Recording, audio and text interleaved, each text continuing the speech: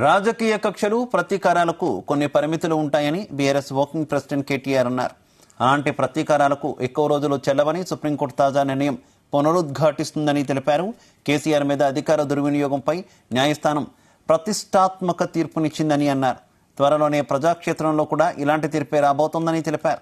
Congress party చేస్తున్న దుష్ప్రచారాలకు ఆ దేవుడు కూడా తగిన శిక్ష విధిస్తాడని అభిప్రాయపడ్డారు. సత్యమే ఎల్లప్పుడూ గెలుస్తుందని వ్యాఖ్యానించారు.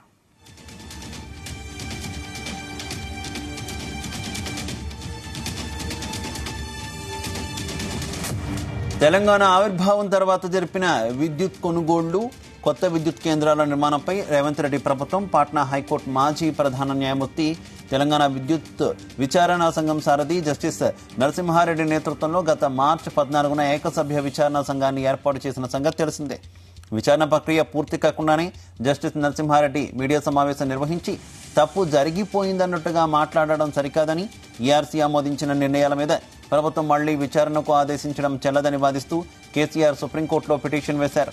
దీనిపై విచారణ చేపట్టిన సుప్రీంకోర్టు జస్టిస్ ఎల్ నరసింహారెడ్డిపై తీవ్ర అభ్యంతర వ్యాఖ్యలు చేసింది. విచారణ సంఘం సారథిగా ఆయన వ్యవహార శైలిని తీవ్రంగా తప్పుపట్టింది. ఆయనను ఆ బాధ్యతల నుంచి తొలగించాల్సిందిగా రాష్ట్ర ప్రభుత్వానికి సూచించింది. సుప్రీంకోర్టు తీవ్ర ఆక్షేపణ నేపథ్యంలో జస్టిస్ నరసింహారెడ్డి విచారణ సంఘం బాధ్యతల నుంచి వైదొలిగారు.